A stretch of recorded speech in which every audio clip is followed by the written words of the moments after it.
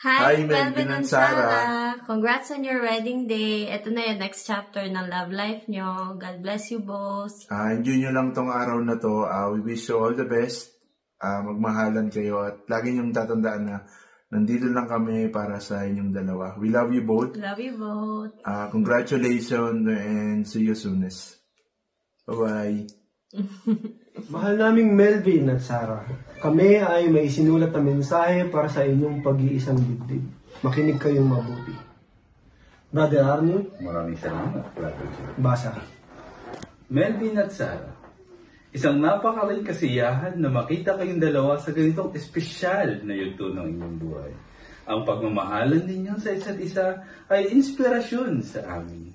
At walang duda na kayo ay itinadhana upang magkasama habang buhay.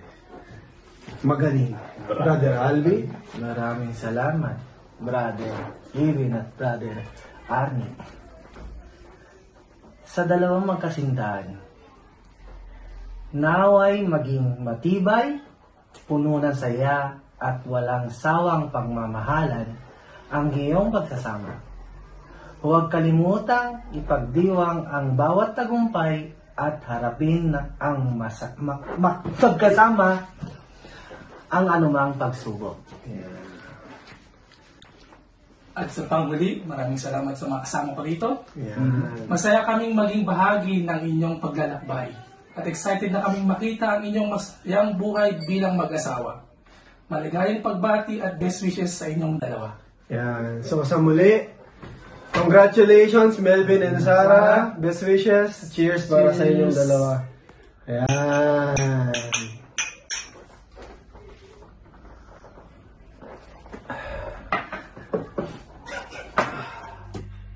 Hello, Sarah and Melvin. Oh my God, ayun na nga, kakasal na sila. Ayun, don't worry, tulog ko mga pasyente.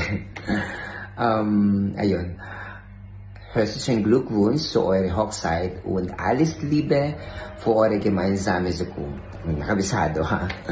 In short, happy wedding, and I'm really happy, really happy seeing both of you guys reaching this point or chapter in your life na kakasal na talaga kayo. I really know from the start na kayo na talaga hindi maghihiwalay kahit nung German course natin talagang kayo na talaga. And ayun nga, Nokmal, congratulations. And I hope to see you soon, guys, with a very big happy family. Pero no pressure. Enjoy your life. Keine streiten, keine Druck, kein Stress. Imalaken und Nokmal, congratulations. Tschüss, I miss you. Bye. Hi, Sir and Melvin. Best wishes and congratulations sa inyong dalawa. Masaya ako at Mr. and Mrs. Natividad na kayo.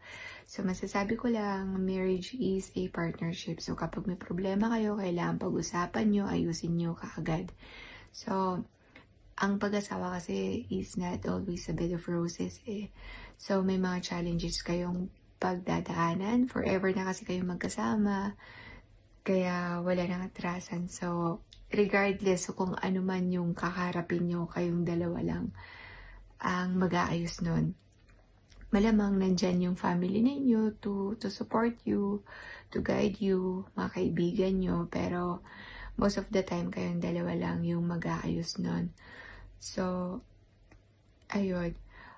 Melvin, advice ko din lang sa'yo, wag kang titigil na ligawan si Sarah.